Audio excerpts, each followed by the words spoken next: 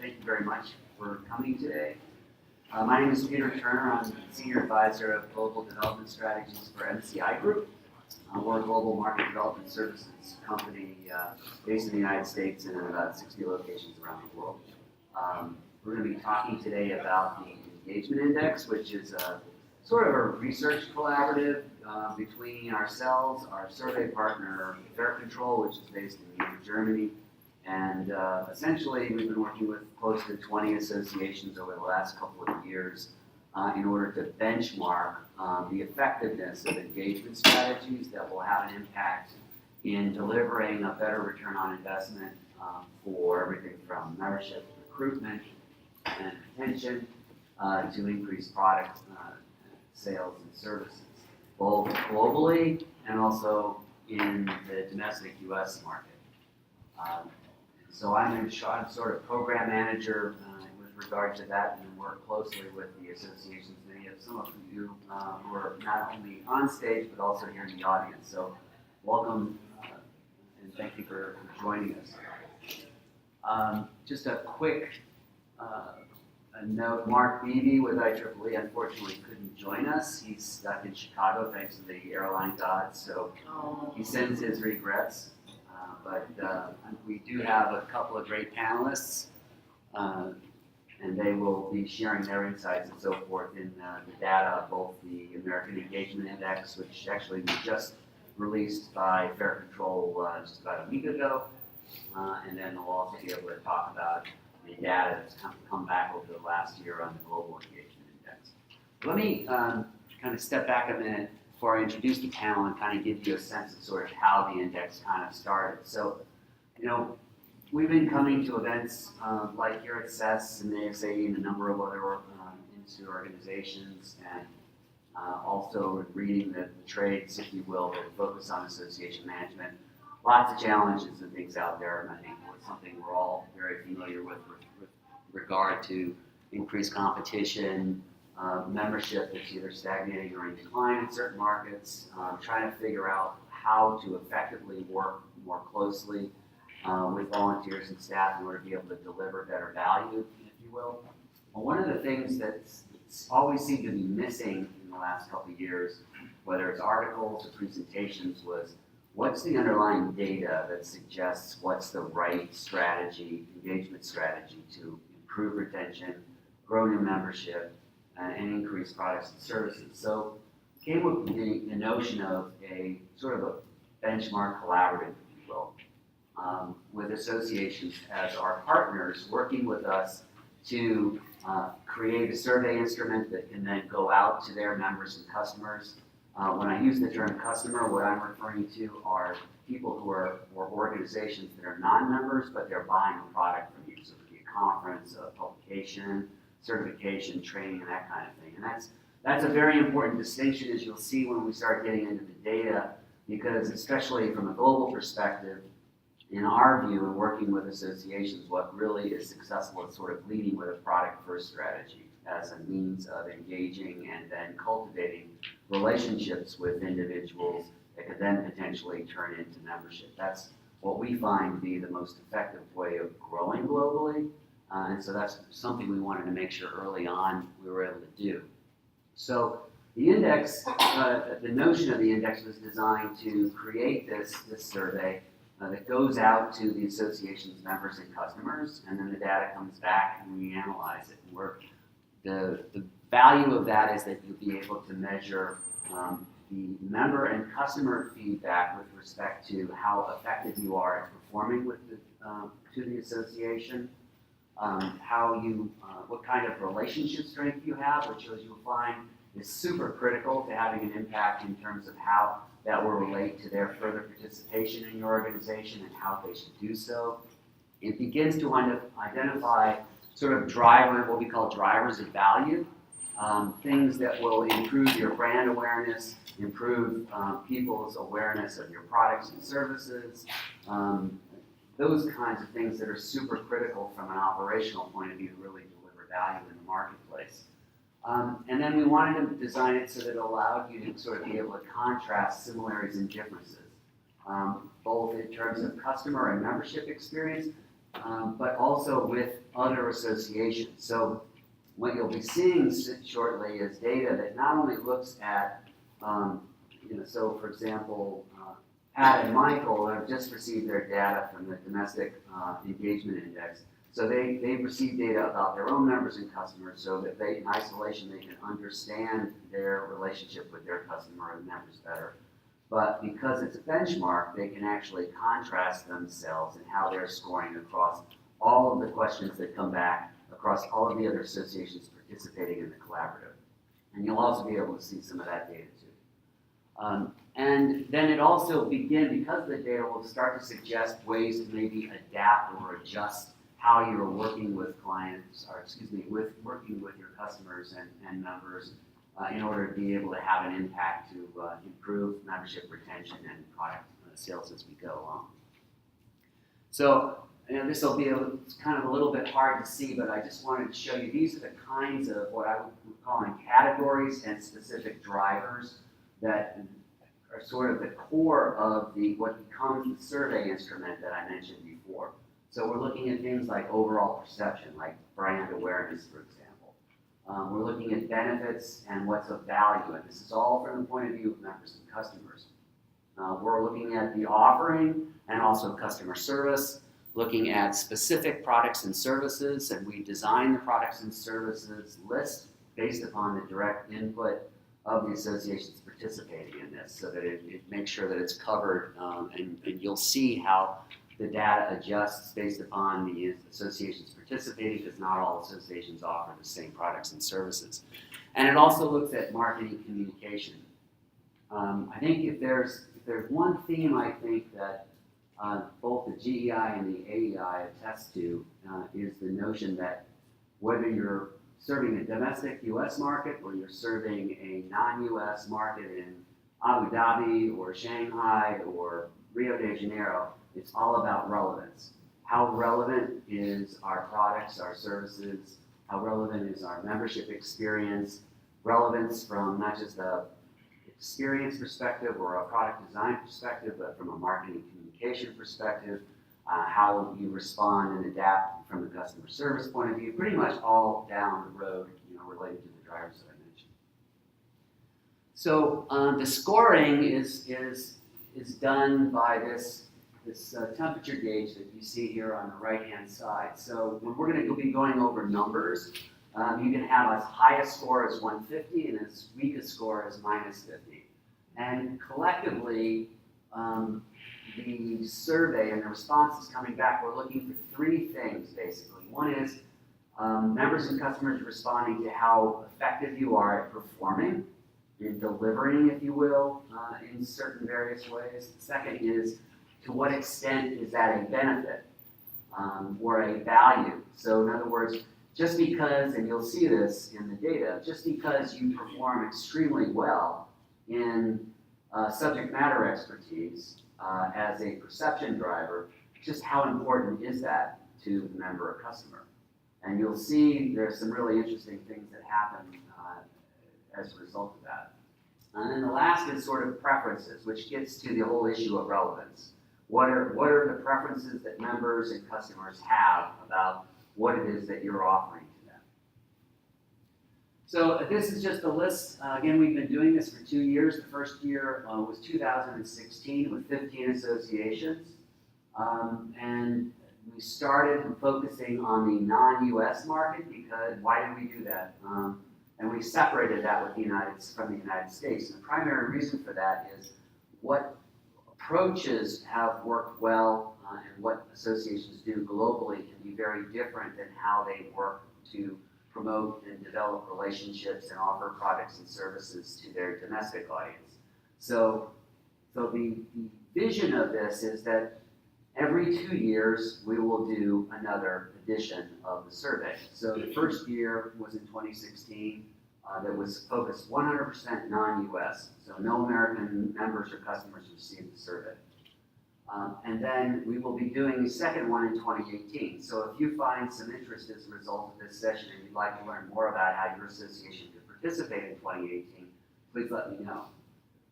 The 2017 edition, the data just came back in, as I mentioned. If you're participating in GEI or AEI, then you more than likely may have gotten the data within the last week or so. So it's very fresh, and it's even more fresher. And thank you very much for standing up here in front of everybody, having gone through the data in just the last 5 days. But the same notion there is the whole idea is that every other year, so on the odd years, we'll be able to remeasure, perhaps even make adjustments to the survey instruments as we go. And the notion for that is to give the associations participating in the collaborative an opportunity to learn from the data that's coming in and make adjustments in terms of their strategy and their operational planning so that they can assess how well they are improving their relationship strength with their members and customers. So let me introduce our panel. As I mentioned, Mark unfortunately sends his regrets, but we have Pat Gouen from ISA and Michael Gibbs from ACCESSE International, who have been very kind to participate and spend a little extra time on top of the time that they would otherwise do for doing CESS work and their own work, to be able to spend time and study the data that's just come out. So you'll hear from them quite a lot as we go through this. My job really is to kind of sort of introduce and present some of the data that's come out. I'm going to start with the GEI, because that's been out for a while, and I'll reference that in terms of the handouts before we get started. What you see is an infographic which provides the overview of the data that was presented in the findings of the public report that came out last year. And then there's an article that appeared in Association Forum magazine talking about a few other associations that were project managers in the research work that we did together, and what's changed their thinking strategically or operationally as a result of the data from the GEI. So that could be very useful to you as we go through that process. So our intent is basically to spend some time kind of getting into sort of the leading insights and feedback directly that Pat and Michael can provide. And I'd also do a shout out for those of you that are in the collaborative. If you guys have had time to look at your data, either from or can think back to things that were particularly useful and important pieces of information to share from GEI last year, feel free to contribute that, and we welcome that. And so we'll be going through kind of breaking it down into 3 areas. One is relationship strength and performance. Second is how members and customers are or are not using your products in different ways. Looking at membership, the membership offer, and how that all impacts engagement. And lastly, we'll introduce something that we call a customer typology, which are these little guys here that you see in the infographic.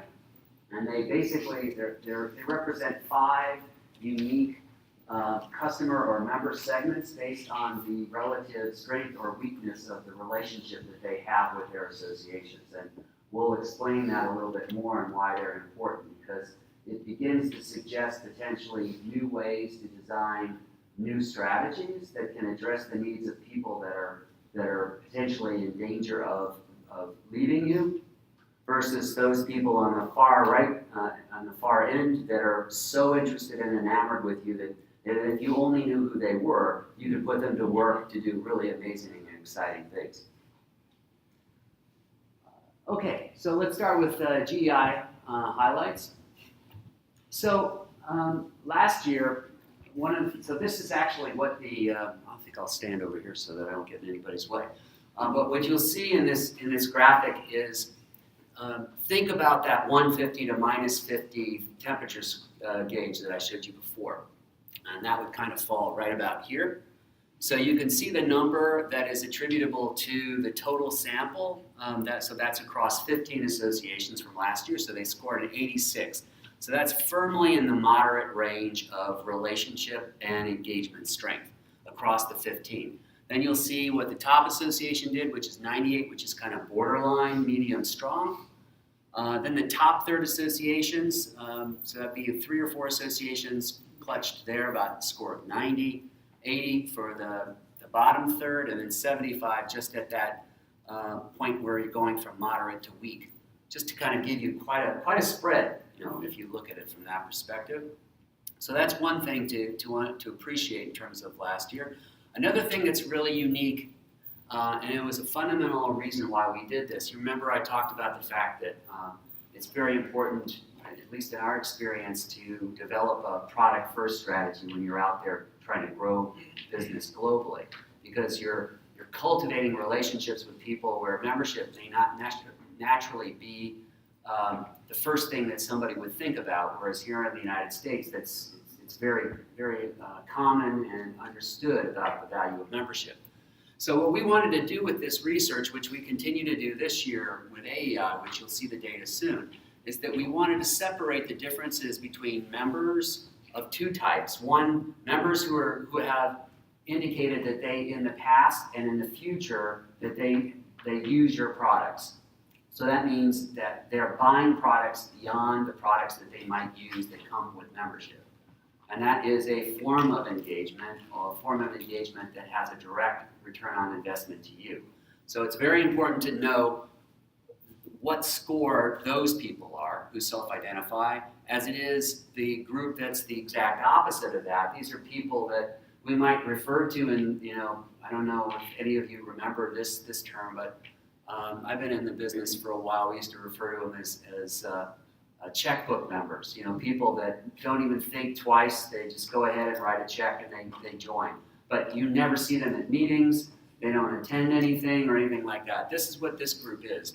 And as you can see, they're firmly stuck in the weak relationship. So the notion we want to start to suggest to you, and you'll see this as we go through the data, is that if you're focused on a member-first strategy, even in the United States, there's a very large segment of these people who are on the bubble of basically leaving you or being a detraction from you. The things that, in other words, think about those people that say they don't have anything good to say with you. They're going to tell 10 or 20 people. A good segment of that group of people lie here in this group. Then we have customers. And as I mentioned earlier, when we say customers, it's non-member customers. So these are prospects that could be converted into membership.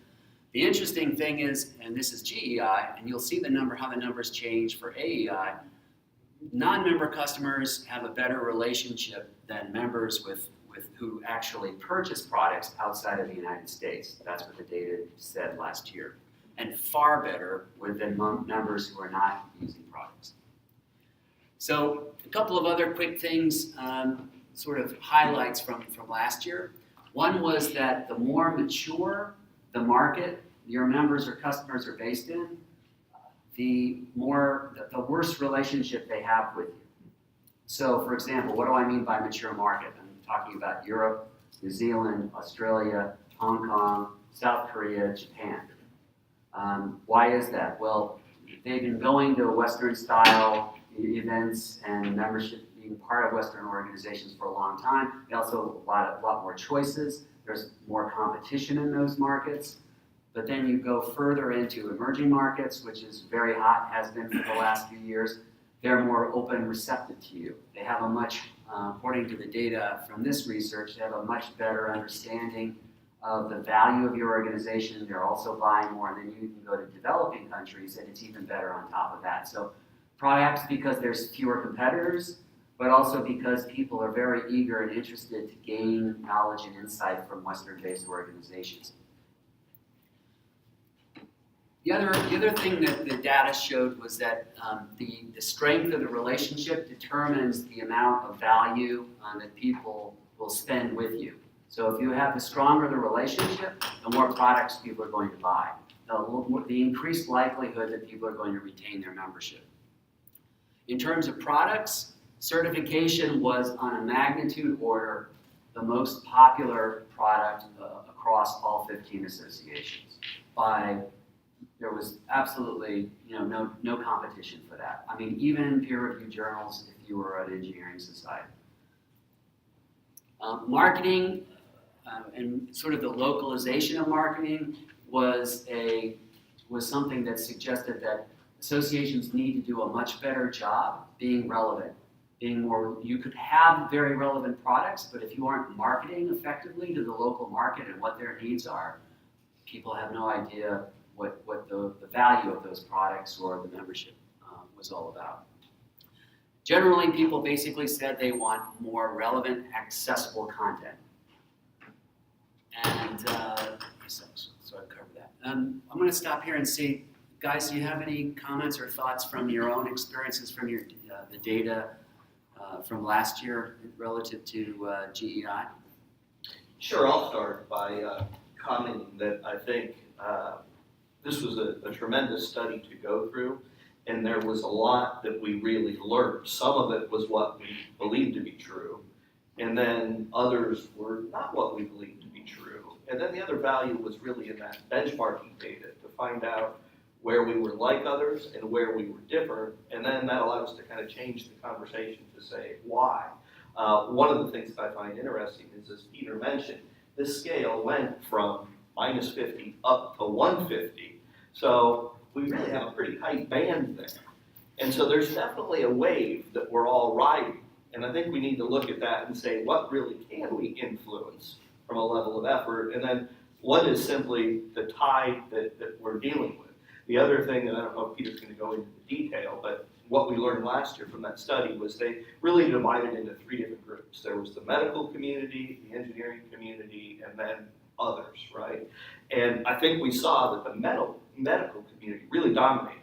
They had the highest scores. And then, you kind of had everybody else lumped in together. And so I think you look at that and say, well, gee, do doctors and nurses simply look at things differently? Their engagement with a society different than, say, a scientist or an engineer does. And we haven't dug deeply into that question, but I think that is something that we need to look at. And then the final point that I'll make is benchmarking. So it is great data, but there was only 15 data points last year in all of this. And so when I look at the CESS community and think, gee, 200 organizations, if we could just get 25% participation and we had 50 organizations to benchmark against, rather than the engineering portion that was only 5, wouldn't it be a lot more telling? And I think that could really stimulate a lot of discussion at meetings like this. So, and let me just say, while there is a cost to participate, it's 4 figures. So when I look at the results that we get, there's no other way I could have got that same rich information for as little an expense. And as Peter alluded to, I've got a 93-page PowerPoint, and I'm not exaggerating, that I've got to go through to kind of interpret all those results. And the 93 pages are backed up with spreadsheets of every single answer coming from everybody. So it is a ton of great information, and it's through the discussions like this that I think we really can figure out where to go next with it all. To play off what Pat has just been saying, for bang for the buck on the value of this research, we have been in a reset mode. Our organization has been in a reset mode for about 1.5 years with a new CEO, and we've done all sorts of audits, assessments, reviews of almost every process. And I must say that what we found out in both the global and the American Engagement Index lines up with what we've been finding through other avenues of research. But this has been much more cost effective, and it goes in much more detail. I'm shy about promoting the product, so I'm not saying that you should do that or pay your good money to do that. But it's something to consider. I mean, we certainly got a lot out of it. What we found from the results from the Global Engagement Index were both expected and shocking. Expected that we kind of knew what our people around the world thought of our products and services, especially in some of the developing markets where it's not just the products themselves and the access to them and the access to experts that they want. They want the cloak of respectability and credibility in places like Nigeria, where we scored off the map, and in Romania and Philippines. There's really no other organizations or companies that offer certifications or other kind of training or products and services that we do. So we do really well.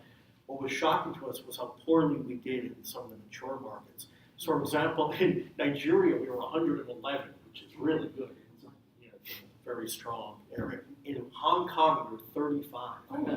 Hong Kong, we have a lot of members in Hong Kong. We do conferences in Hong Kong. I mean, know, excuse my French, piss poor. Yeah. Same thing, you know, the numbers were a little better, but in the UK, where we have a very strong chapter, also not high levels of engagement. We find that a lot of the British Commonwealth countries, Australia, we didn't perform well. And in our industry, which is security, physical, and to a lesser extent cyber, the British take a lot of the top positions around the globe. So in Hong Kong, in different parts of Asia, certainly in Australia, in the Middle East, really everywhere except the United States and Latin America, a lot of the professionals are British or from British Commonwealth. So that sort of informed our numbers. But those are just some of the top perceptions that we had. So the last thing I wanted to point out that's specific to TEI from last year before we segue to AEI for the remainder of the session. This is, again, the typology that's in your infographic, just to show you a little bit more detail. So this is a breakdown of 100% of all of the respondents from last year across, in this case, all 15 associations. So there's a group called a multiplier. This is a group that is small, but extremely potentially powerful to you. They are more than just loyal.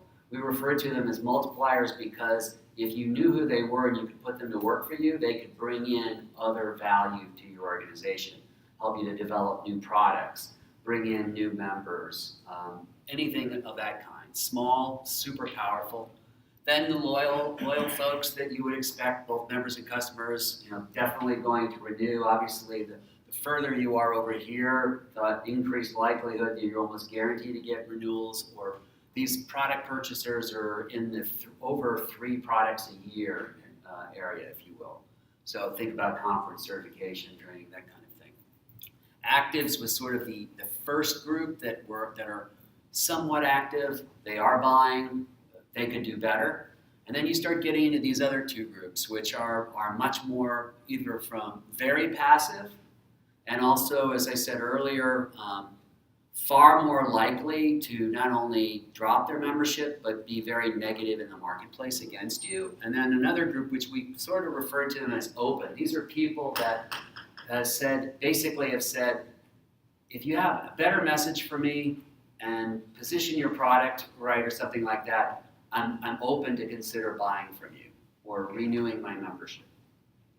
So keep that in mind when we go into the AEI and you take a look at some of the data that's coming back domestically. So just 2 last points I wanted to raise here that were really important. One is you can have a huge product portfolio. If that product portfolio is not perceived by people in different markets that you're trying to sell into to be relevant, it's actually a very negative effect according to the data in terms of members and customers and how they're likely to continue to work with you, either as a member or as a customer. So it's a negative, it's a disincentive because they see, it's like when I think about it, you go into a grocery store, you see all these things you could buy, but nothing is quite right. I mean, how often are you going to go back to that grocery store? So that's also confirmation bias. Anytime they see anything else, they say, oh, for us it was being U.S. centered.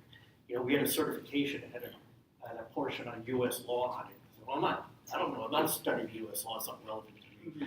And then the magazine, well, these are U.S. focused. So everything we did started to have the taint of U.S. So people who wanted to see that, and it's there, they'll see that in everything. Sorry. No, absolutely. So the last thing, and I think I mentioned this already, is that the more you go from left to right, the better relationship you have. There's the greater likelihood that people will renew or buy more products from you. So, any questions so far before we move on to the American Engagement Index? And we're going to actually be pulling some of the data from the Global Engagement Index into this so that you'll be able to see that thanks to Fair Control and some of the number crunching they did. Okay, so we're going to focus now on relationship strength and its relationship to performance. So what you can see here is, again, there's the gauge, if you will, same scale, 150 to -50.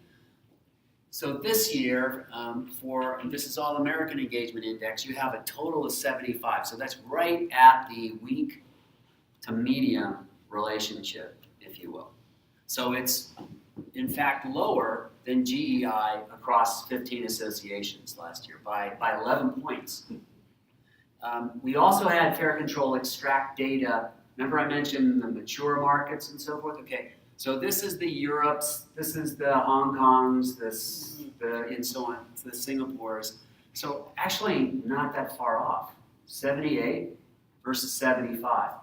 So the whole notion of a highly competitive market, whether you're talking about the United States or other places around the world, pretty close. And I think you'll see as we go along, there's still similarities there.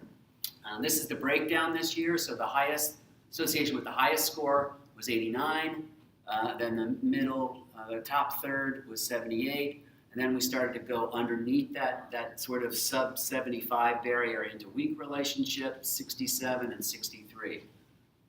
And these are our panelists have been very kind to share some of their data. So we have ISA at 78, so within the top 30, and then ACESS at 77, and IEEE below 75.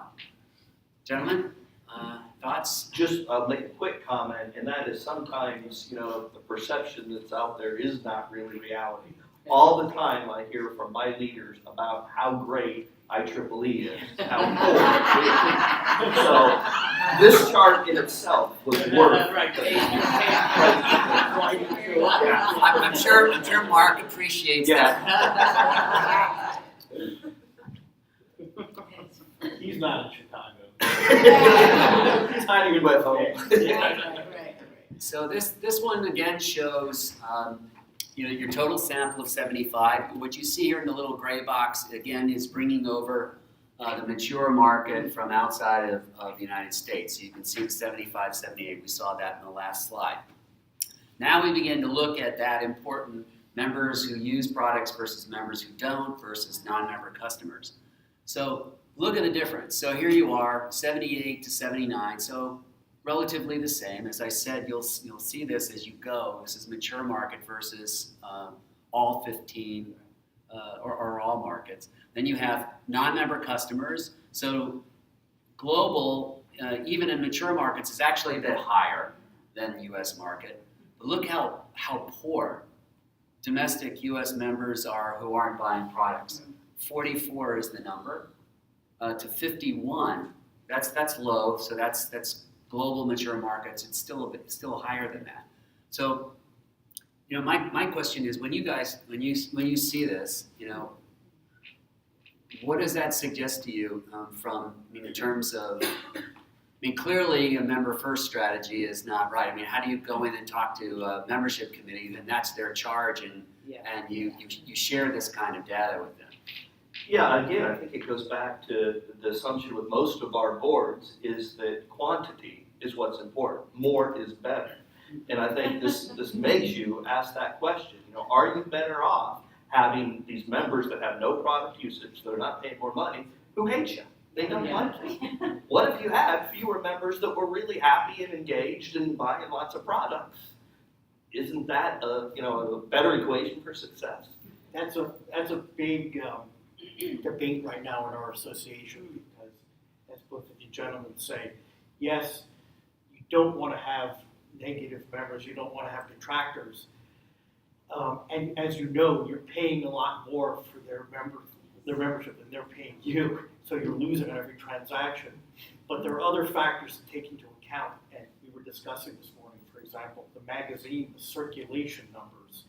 You can charge a high advertising rate because the circulation numbers are so high. Do you want to start shedding members? And there are other areas as well. When you're selling sponsorships, you're selling booth space. And there's a robust debate going on in our organization right now. We're trying to balance that. The thing is, rather than cut the members, how can we better get them to use our products? We have to make our products better or more tailored to what they're looking for. Maybe lower price points for them to enter, and then to ramp them up when they become reliant on it, or at least enjoy using the product, get value out of it. So one other thing that we did, I think we did it, this might have been the first year, I can't remember, maybe, correct me if I'm wrong, but so what we did this year was we measured corporate members. So that means that not just individual members, but because so many associations, even if they're individual members, are going after corporate members now. So we designed the survey so that depending upon what question you responded to in the beginning, you got a slightly different set of questions to answer. So what we found was corporate members in the United States actually score pretty high. I mean, 85 is not too bad. That's well into the moderate area. It's actually better than the 69 in the mature markets outside of the United States for corporate members. So that was a really interesting, eye-opening. I mean, it clearly suggests that they're finding value in however the associations that participated in this study are perhaps customizing the kinds of services and products that might be available to companies and the people that are employed by them. The other thing that was kind of interesting, quickly before I move on, is the cost of membership paid by the self versus their employer. Again, this is the US index, this is the GEI and mature markets. So somewhat different, but not significantly so. Did you see any correlation to age?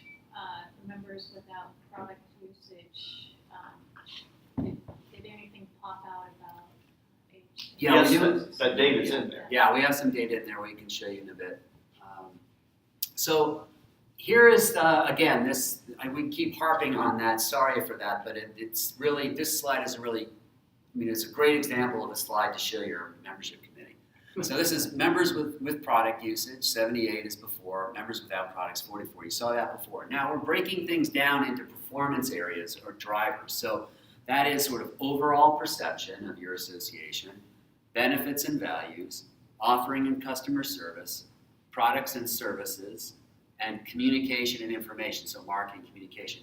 So here's that same line, 75, between moderate strength or poor strength or low strength.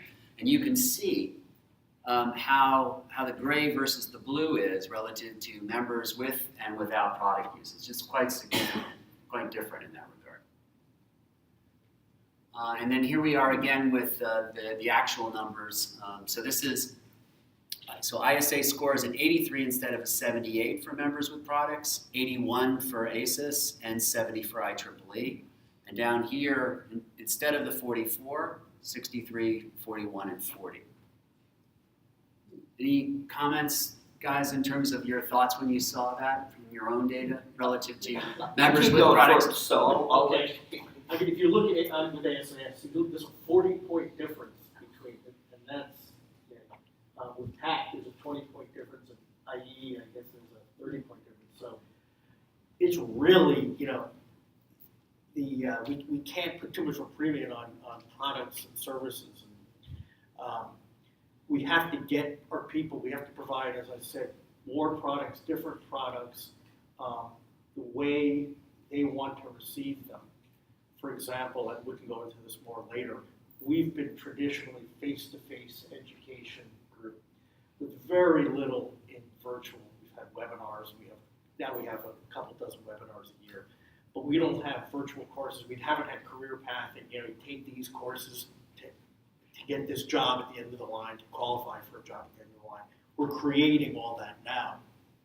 And it just shows the importance of, especially with millennials, we're finding that they also want, specific products and services. And we have to create entry points for them as well. For example, we're looking at a new certification for them. Our current certifications have 9 or 7 years management experience requirement. That's forever for a millennial. They want something a year, asking for a year or two is a lot for them. So we're also creating courses that they can get credentials from. I'm sure a lot of you are doing that. We're really investing in that area, but that's what that tells us, that we really need to get more products and services that can be used for entry-level people just getting to the field. And on the other side of the spectrum, for people who have 20 years plus in the industry, and we don't have anything left for them because they've accomplished everything. They have the certifications, they help maybe design standards and guidelines. They come to the conference because they see their friends, but there are no real sessions for them. We actually have started creating higher level services for them, concierge level services. So those are just some of the things we're doing. A couple quick comments on the right-hand side of that chart. And I think if we have time, Peter will show you some of these slides, but each one of those categories has subcategories, about 10 or so within that. And it was great to be able to see how we compared, again, to the benchmarks, and then could we rationalize that? Did we know why? The biggest takeaway for me in this was the far right-hand category, communications and information. Again, we get beat up all the time about marketing and not getting the message out there and so forth. If you looked across everybody that participated, the correlation of those 10 subcategories was like spot on, meaning there was no variability between any of us. And I know we all spend different amounts of money, we all do different things, different strategies, but it doesn't make any difference. Wow. So, I mean, again, there's some really fascinating information in here that I think is worthy of a lot longer time than we've got. Can I ask a question? You were talking about looking at certification for millennials and changing pathways. So is the demand specifically from your millennial members, or is there some employer demand as well? Because I know that there are associations who have gone down that path, but without the employer demand, it's it doesn't grow from a certification standpoint. You fill the immediate need, but it doesn't have long-term. You're spot on with that Yeah. question. And we just did a study of employers to see whether, because we weren't getting these requests from employers, we were getting from young members to the organization. When we talk about millennials and early careers, we're not just talking about people in their 20s.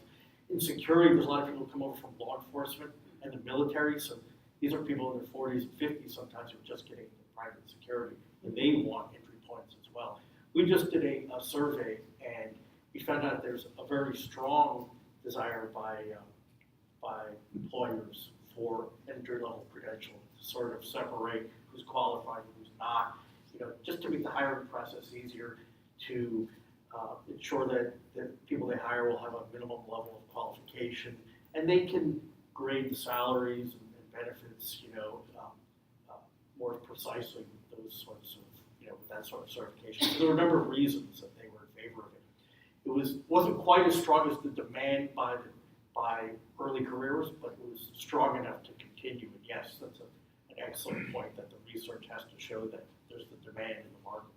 I think that's one of the reasons why medical associations have that strength.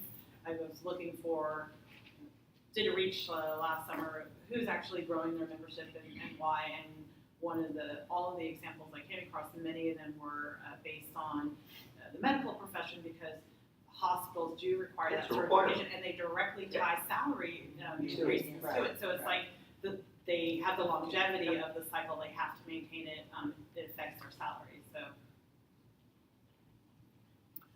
So moving on, so one of the things that we learned was engagement generally decreases with education level. So there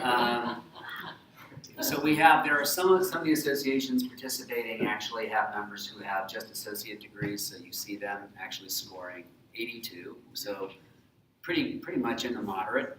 Then bachelor's degrees just slightly above that threshold, but graduate degrees and beyond is 71. That's stretched out over the course of all 10 associations participating. So, Pete, can I Go make a ahead, comment? please. So this is an area that we're going to have to dig into deeply to figure out what's going on. You see that trend for ISA? It's just the opposite. My associate degree folks are less, is like a 65 number, and my graduate degree and above is 90 something. Which I haven't figured out why that is yet. The other thing is components. Do components have an impact on engagement? Again, we're talking about the U.S., so this is by state, region, and municipality. It's all pretty close, 73 to 76. When we asked the question about local components globally, the score was a bit higher at 77. One thing that was interesting though, if they didn't have a chapter or a component, they scored even lower, 61. If I can comment, going back to the educational level, in security, traditionally get a lot of high schoolers, and people without, full college degrees. Over time, it's becoming more professionalized, so there's a fair number of people with bachelors. But in the past 10 years, we've seen the number of security professionals with advanced degrees explode, where it used to be maybe 10% of masters. Everyone's getting masters now, MBAs, to be more competitive to, the shibboleth in the world of security is you can't just know security, you have to know your business. And they want to know their business, so they're going back to school. And I'm wondering whether we'll see that number even out because so many people, at least in my organization, relatively, historically, there weren't that many people with graduate degrees, but now the numbers are tilting. So I'm wondering whether the next iterations of the index will see a change in that. So relationship strength generally, if you look at it across the board, is a little bit weak to sustain growth. And so that means that there's work to be done. So you can see from this bar chart, what I've done is to try to bracket together sort of what strong to very strong relationships look like in terms of the total sample and the weak to very weak. And then you can see this is what's really making that bad is members without product usage. I mean, just look how poor, everything from 35% of those are very weak to 39% being weak. So if you could just fix that, that would really radically make an improvement in the overall score. And this, again, will give you a sense of the benchmark on the Global Engagement Index. It's still pretty close. I think GEI, even for mature markets, is still a little bit better. If you look at GEI overall, significantly more so. So the next thing we're going to share with you is something called driver analysis. And so I wanted to kind of just explain what that is. So remember I was talking before that we're measuring things we've identified certain drivers. So in this case, this is overall perception. It includes things like, are you member and customer focused? Do you have a good reputation? Do you have strong subject matter expertise, reliability, internationality, contribution to society, influence on policy and thought leadership? So what we did, Fair Control plotted the actual responses in this box. So what you see across the x-axis is the degree to which the respondents indicated low, medium, or high, how impactful that is in their opinion. And then they also rated them separately on their performance. Was it good? Was it average? Was it substandard? And then it was plotted. So the goal is to be high good, so high and tight, up to the right. What you see here, actually, this would be good performance, but medium impact, meaning, keep it up, but, maybe if you adapt to be more relevant for me, I'll move it more to the right. This shows average performance in areas of substantially big importance to the member or customer. So I just wanted to present that with you because what we're going to look at now is sort of a collection of those plots and in one single slide to make it sort of easier to respond to. So Pat, Mike, I'm going to give you guys an opportunity to just sort of comment on your own numbers relative to so the things that represent good to medium, good to low, average high, average medium, and so on. Things that you want to cover. Yeah, I mean, I know we got a lot still to go through, Yeah. so let me just say, this is my point, is look at the lack of variability here. I mean, 3 different organizations, a lot of similarities, but a lot of differences as well. I think that looks remarkably similar. Mm-hmm. None of us are good performance and high impact. That's the lesson to take out of it. So how can we move the elements with good performance from medium or low impact to high impact, or how can we move probably easier things with high impact to better performance? So what we have is good performance and reputation, which is hard to shake, which is good for us. How can you make that more impactful? You know, those are things we have to think about. Subject matter expertise. We have to make the subject matter expertise more available, both globally and nationally. And one of the ways we're doing that is we've had a council structure that's been very limited, and now we're opening it up to around the world, and we're sort of having communities that feed up into it, without going into too much detail. But I agree with Pat that we're really clustering around the same things. And it's not. I just want to point out, it's not bad to do average, perform average, but something has an average impact. You don't necessarily want to use all your resources, do a great job on something no one cares about. So I look at it as like, you want to have from that other slide with all the points, I look at it, I want to have a slope going from the bottom left to the top right. The top right is stuff that's really important to our members if you want to do well. So, you don't have to have, be at the top for everything. But you want to be at the top for that top right quadrant. So this is the same approach of just looking at benefits and value, just so that you can see. So the general observation is nothing rates good performance, it's mostly average. And in some cases below performance, but just to the point that Michael said, very important from the point of view of the customer or member. Is this the big question mark in terms of perhaps the models that as we have them now, won't allow us to have the right relationship with the customers to actually get to that good performance, high impact? Is this really a change of what their needs are, or are we all just not doing this well? I mean, I just have to ask that question, because if this is, we're set, you said you just started to approach an engagement sort of index, right? Right. And what we measure and and hopefully this is going to give us directional information over time so that we can serve our constituents well. But if we're all not on that upward slope, is this really, we've got members that are so different in their needs that we can't have that big tent? Well, I think that's a very good question, and certainly without question, over the decades, the member need has changed.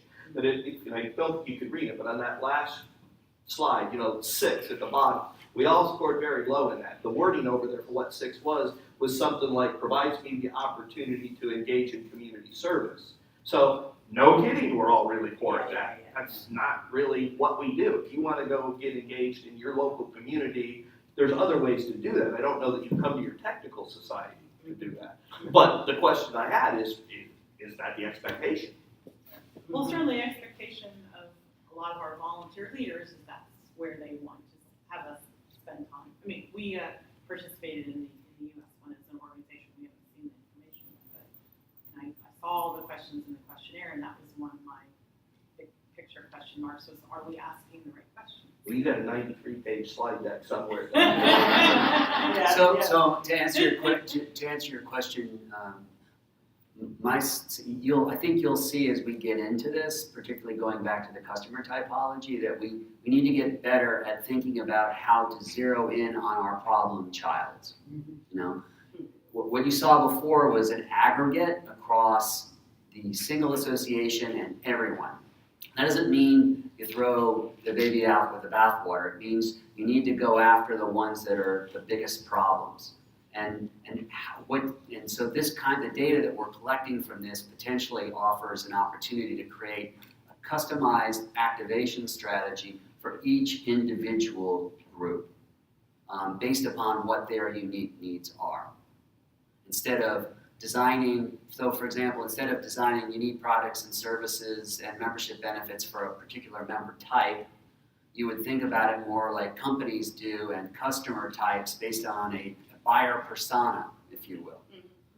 Is kind of what this sort of starts to lead to. And I would posit, sorry, go ahead, please.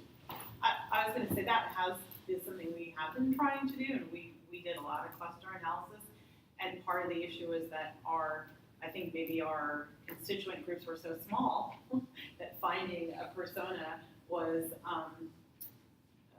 there wasn't an easy persona to find that actually gave big impact. Mhm. We can get micro gains, and we do see micro gains when we're being strategic. We're saying, okay, we want to increase in global. We're making sure that we've got more, we're addressing more for women, but that growth is very incremental.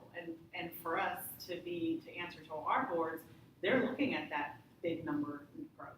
Just as you said earlier, the debate is, is it big or is it quality? So, Peter, if I could, Matt, please. I participated in the GPI last year with NACE, and again this year with the American Welding Society. And my big takeaway is I think we need to challenge the construct of membership as it exists. I think we really need to think about why do we need these big membership numbers?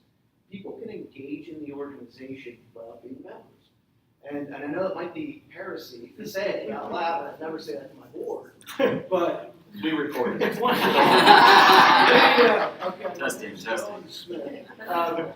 But I think that the big challenge for us is the whole paradigm of membership has changed on us, and it's gone. I think sometimes we're really chasing a lot of engagement activities that could come naturally to our organization without membership. Right. You think about, I always challenge my staff, why are we driving bigger membership numbers? To what end? Because when we show up at these meetings, outside of when you meet someone from an association, you say, outside of the first question is, where are you based? What's the next question? How many members do you have? Yeah. That is just a marketing tool to represent how big you are. And I guess the question is that really still necessary? Can you represent your impact in different ways? Can you demonstrate your impact to the world or to the country with a different metric? And that's what I'm taking away from all this, because we took this at pace and synthesized it, and we found ourselves chasing a bunch of different activities to engage people, but they're also diverse. And I think that's the biggest challenge we face is it really membership that we're after? Is it really engagement of people in our industry? And no one asked me how many certification card holders I have. I bet you those people are far more engaged with than our members are. So I think that's for me has been a big takeaway. Well, we started looking at it in terms of reach. Yes. So we began to, let's have a whole metric for what our reach is, as opposed to membership. And I thought we got great stuff out of it. The board totally wouldn't buy it. The board said, I want more membership. The board's disconnected because they're a different kind of member. Yes. Yeah. 1% who love the organization and invest dozens of hours in it every year. They're not interfacing with the guard. That's probably another thing you don't want to say to your Yeah. board. That's why I come here to say, because they're not, really, your board is hyper engaged with you, but they're not really representing the typical member and what their needs are. And I think that's another challenge is this data upsets them. Yeah. It Oh, yeah, frustrates they the want- crap out of them. I mean, I work with Pat, so they want data, they're asking for data all the time, we give them data, and then they don't like it, and they just completely bypass it. Yeah. They're just like, yeah, whatever. there's something wrong with your data. Yeah. I'd also say that you're at the tip of the spear. I think we're moving in that direction, but there's still, yeah.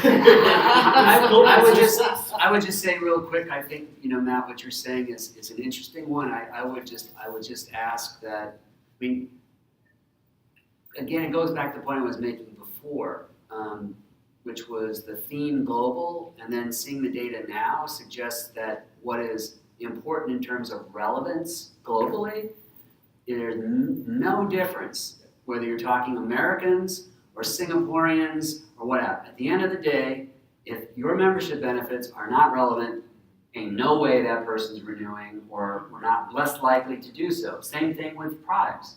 So when was the last time you looked at that list of membership benefits and really took a hard look at it and say, are these really worth anything?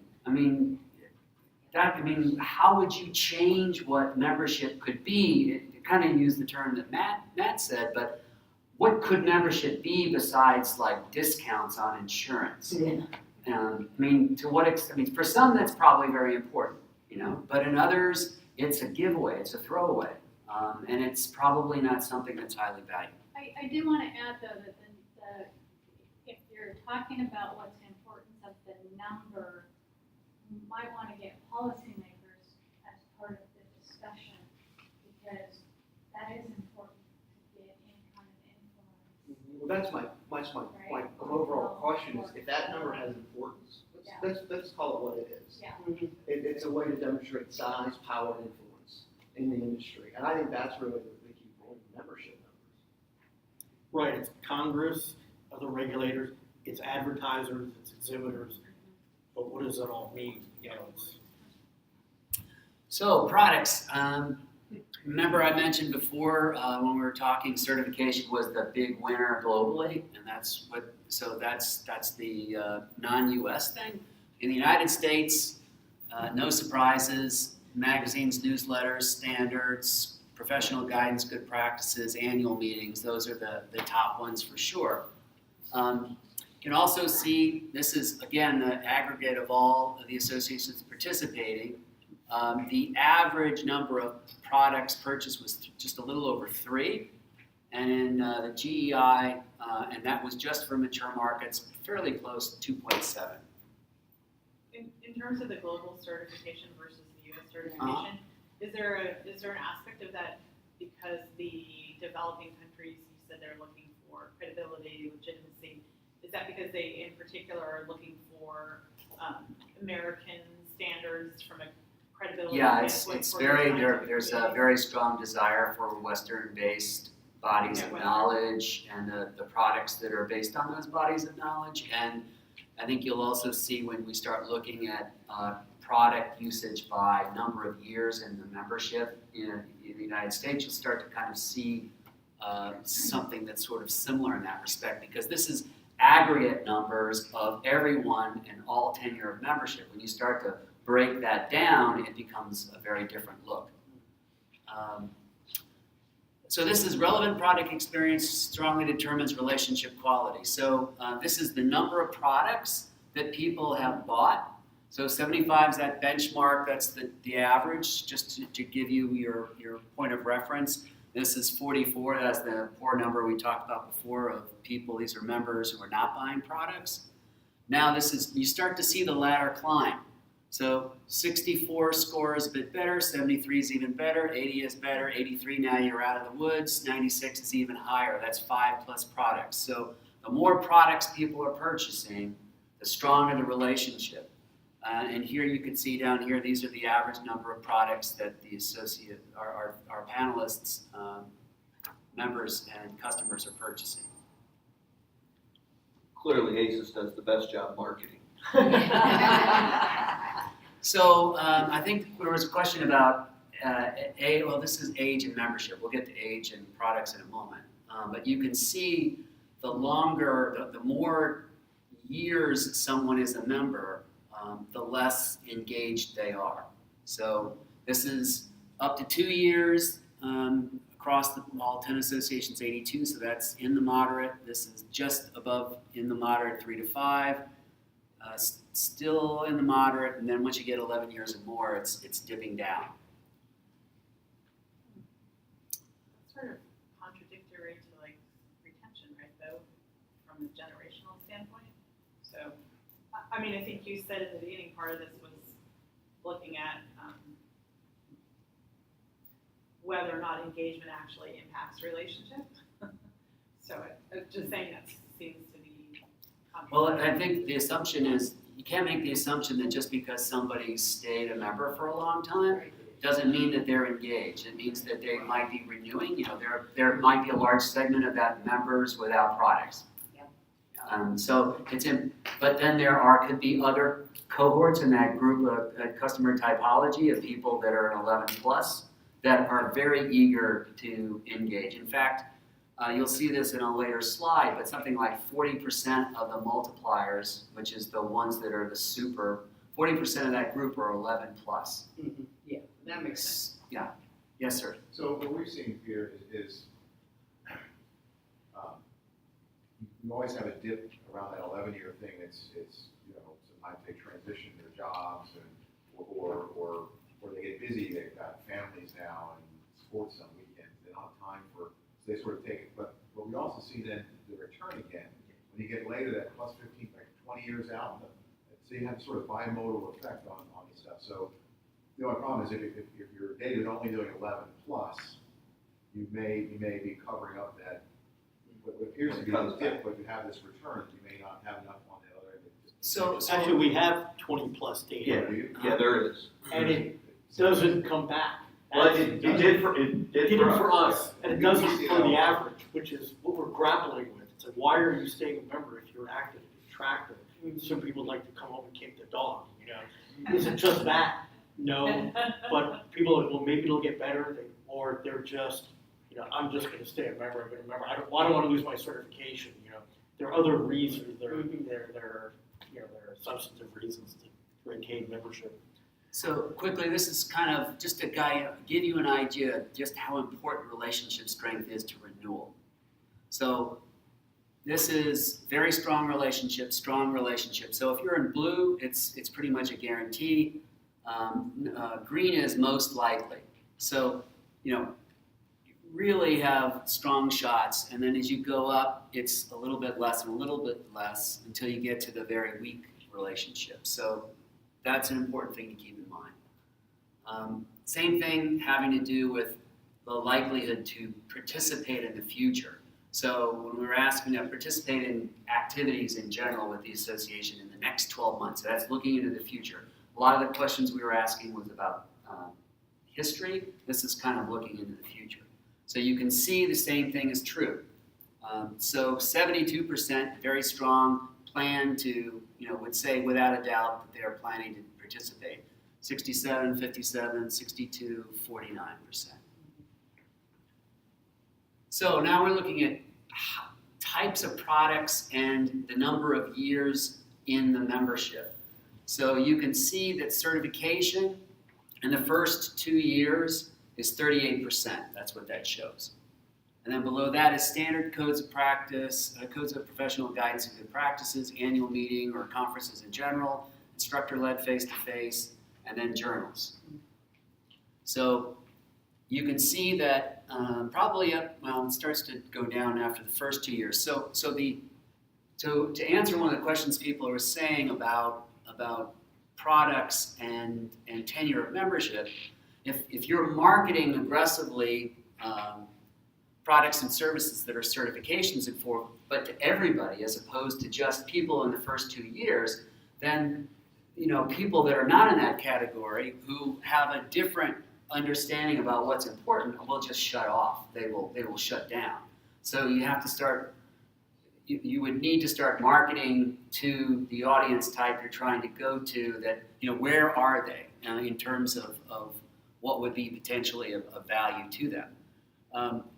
One of the other things about early members or less tenured members is that they operate, according to this research, very similarly to non-member customers in terms of how they buy things, which kind of makes sense in that sense. So also motives for membership change over time.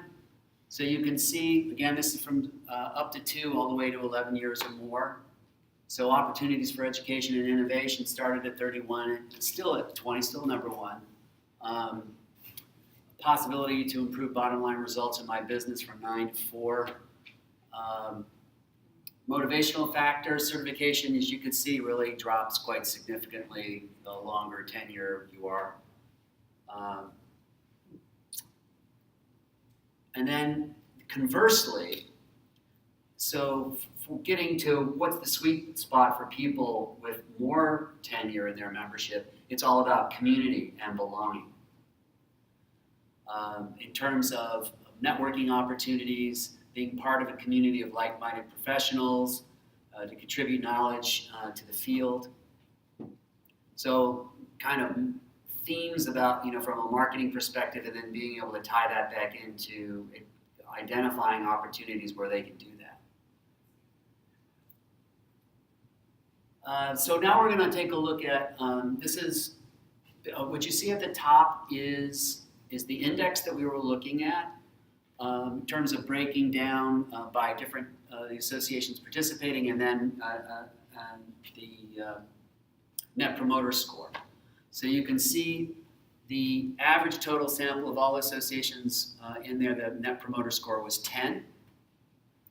Top association was 28, 22 for the top third, 0 for the bottom third, and -10 for the association with the lowest score.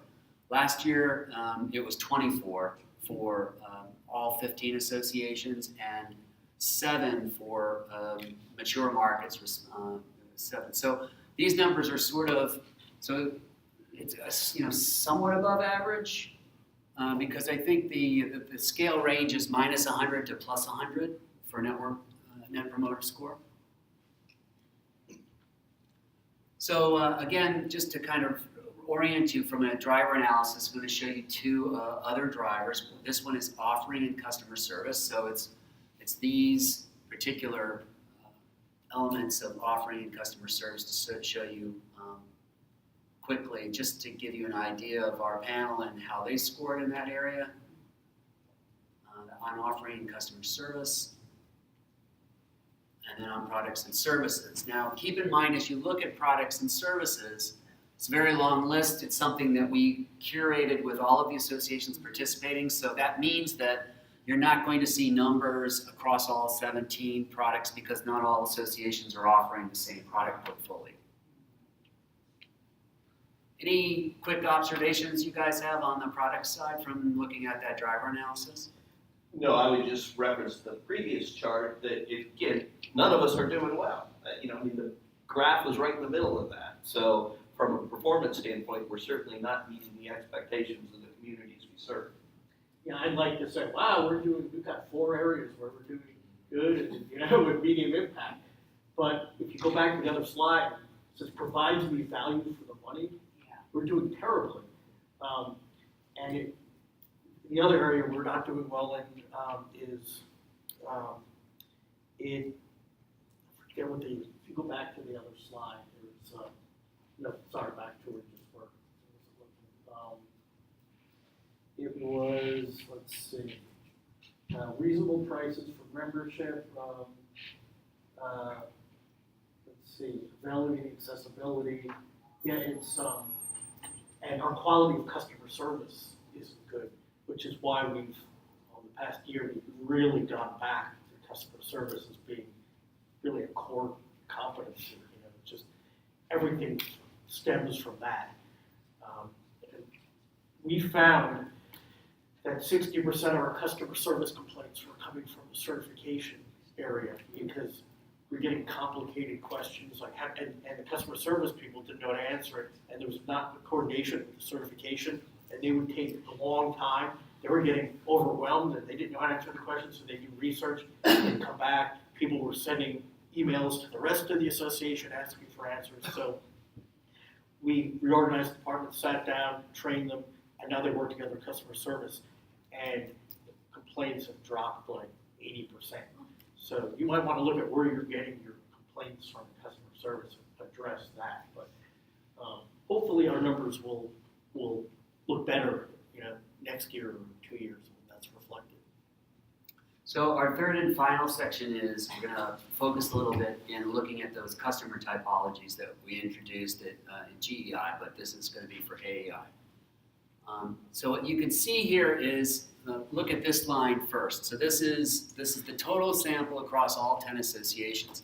If you're a marketing person, it kind of looks like, what's the term? There's an adoption curve. It kind of looks like an adoption curve where it's very thick here like a brontosaurus and then sort of thin at either end of the scale.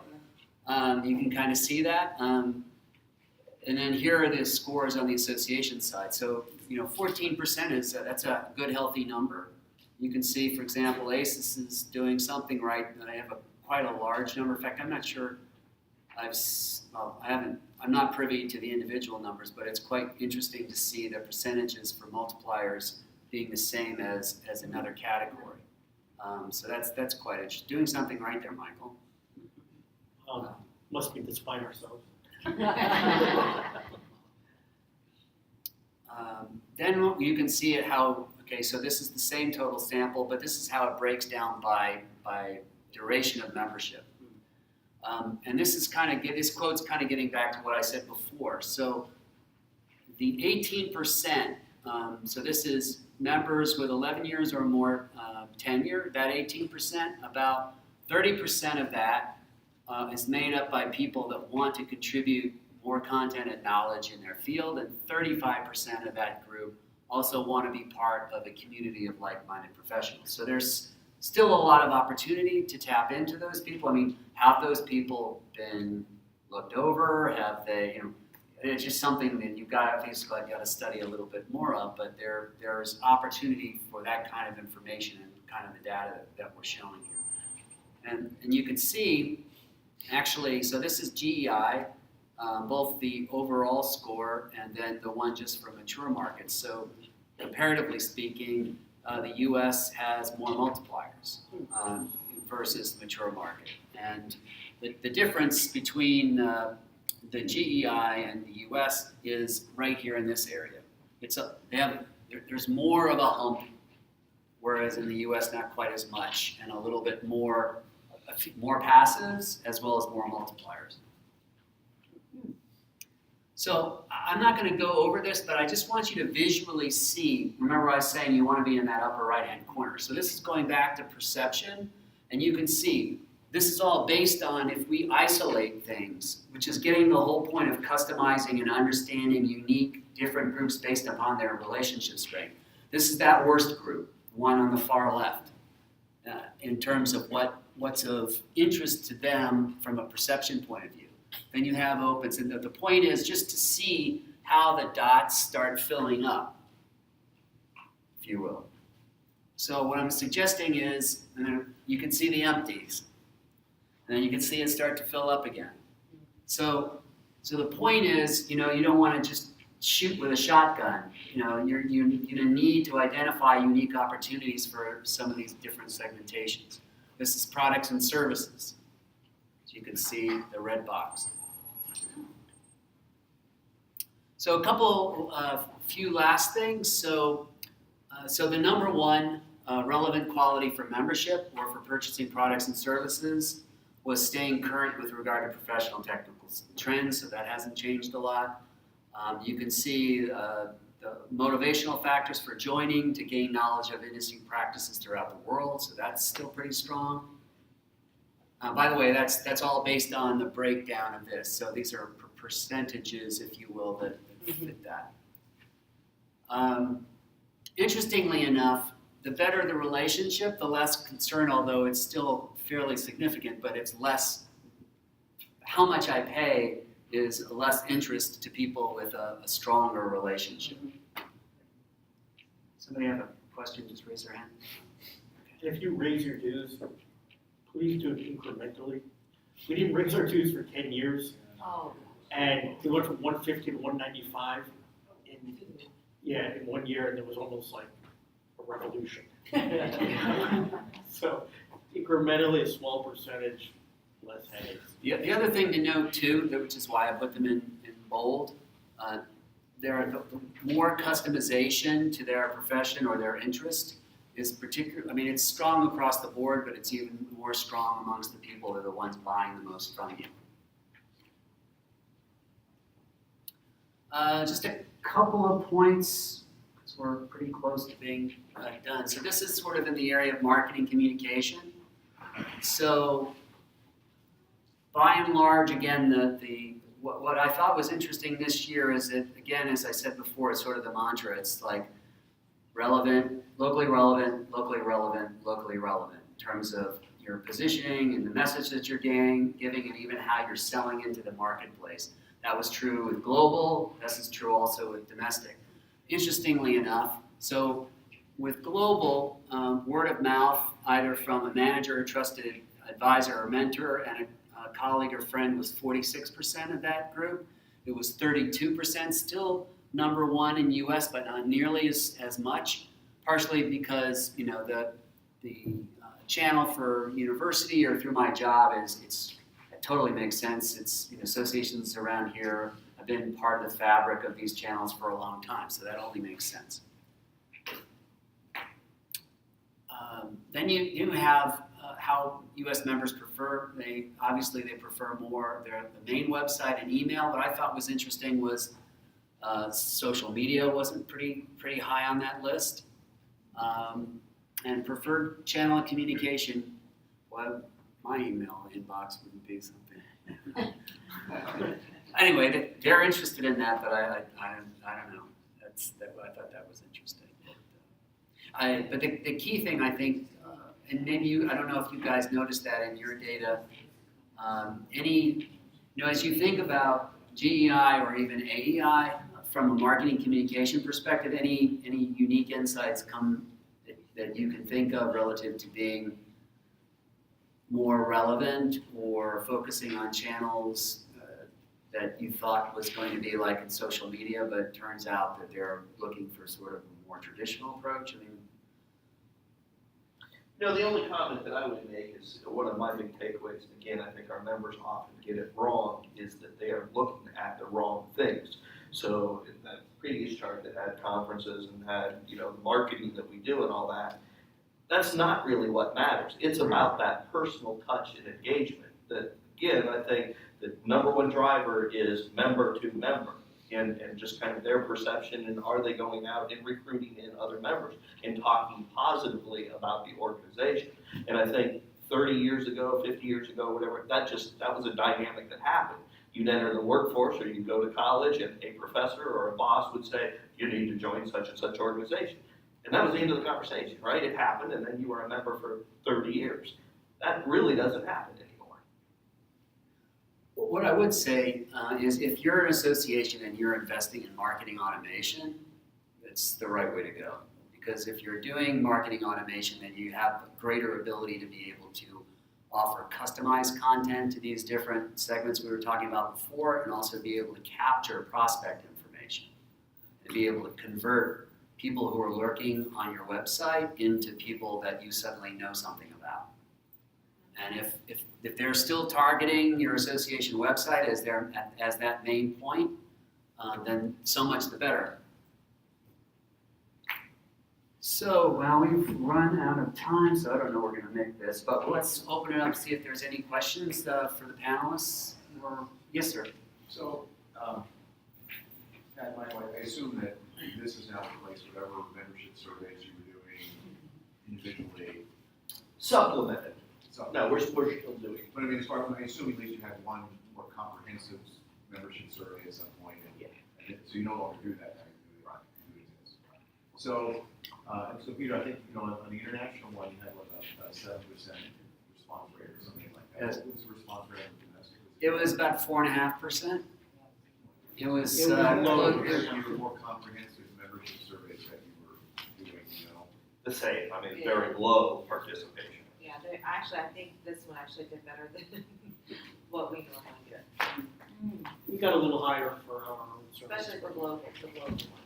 Yeah, speaking from, so at one point that when we were kind of getting ready for this session, Mark Beebe would have chimed in at this point. He said, we do a tremendous amount of research, but he's, said, and I think the point was made by both panelists earlier, is that having a benchmark as opposed to, so you're not only looking at the data that's coming back from your members, but you're also looking at comparative benchmarks of how you're doing against everyone else, is an important component, and it's a question of just kind of fitting it in. And we had quite a few associations from last year that didn't participate this year, only because some associations, particularly the healthcare associations, had quite a lot of surveys they were already planning to do. So they would have literally had to pull things off and tell volunteer leaders that we're not doing that, we're going to do this again. So, but many of them have indicated that they would do the GEI later. I think in terms of I think we have like a couple more minutes left. What overall lessons learned would you guys share with everyone relative to both GEI or AEI in particular that coming away from your experience so far the last couple of years? I'll start on this one. There are many, but one thing I would accentuate right now is that you may prefer, theoretically, a passive member to a detractor, but I would argue that you'd almost want a detractor because, there's a thin line between love and hate. If you didn't like me, I did Tractor, a fierce advocate. Having published our magazine for a number of years, I can't tell how many people were upset when we changed something or we worked with them to make the article better. And then they go nuts, or they write a letter, and then you call them, and they're completely different on the phone. You get them engaged. So we want to involve, and all of a sudden they're your biggest advocate. I know that's a one-by-one approach, but we've done it with, I run something called the CSO Center for Leadership and Development. That's within the security world. There are people called chief security officers who are pretty much the top security people for big corporations. And when we started focusing on them and having concierge service, some of these are guys who are the most, and women are the biggest, complainers. Like, why don't we have this and that? You get them involved, and all of a sudden they're the biggest advocate, and they bring everyone else along. So that's a big part I got out of it. Lessons learned, I would say really it's just about dissecting that data and understanding where we're similar, but why are we different in the areas that we're different? And some of that we figured out answers to, but then there are others, like on the education thing, that were different. And then there are some that just, one example we didn't go into deeply, but you saw the opening slide from the global study relative to customers and how outside the U.S., for all of us, customers hold us at a very high level. And then you look in the U.S., for all of us, customers are below the member. Again, that's got to change our strategy and how we go to market and where we go. I think that's another big part of this. You go back to the kind of quadrant charts that were up there. There are several things on there that we did not do well, but the impact was low. So no surprise, and why are we doing those? They were a pet project of somebody 20 or 30 years ago, and we haven't been able to get out of that business. And then on the other hand, there were some things that we did really, really well, but nobody cared about. So I look at that and say we got to have a discussion about the cost of that opportunity and what did we lose because we're diverting resources to do something really well that people don't care about. Unless you make an adjustment and make them care by repositioning it or doing something slightly different. If anyone wants, I have in a list of things that because of this index we've started doing differently, and not just because of the index, but other research we've done and other experiences. So. And they're not necessarily best practices, they're our practices, they're aspiring to be best practices. So if anyone wants, I can talk afterwards or provide a list of those things or provide them to Peter if you'd like. If you'd like, I'd be happy to share. So I want to thank everybody for attending. Just a couple of points.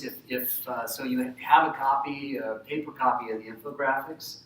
I can make available a PDF version of that if you would like so that you can have that, or if you're sort of curious and you'd like to know more about the more details behind, this is just highlights, if you will, from last year. You want to actually see the detail of the public findings. Keep in mind when I say public findings, that's the aggregate data, it's not the individual association data, that's private. I'm happy to send that to you. Also with respect to the American Engagement Index, when we get to a point of getting that out, if you're interested in that, I'd be happy to send that to you as well. And my email address, peter.turner@mci-group.com. And thank you all for coming. I hope you enjoyed the session. I wish you a pleasant day and see you around the conference.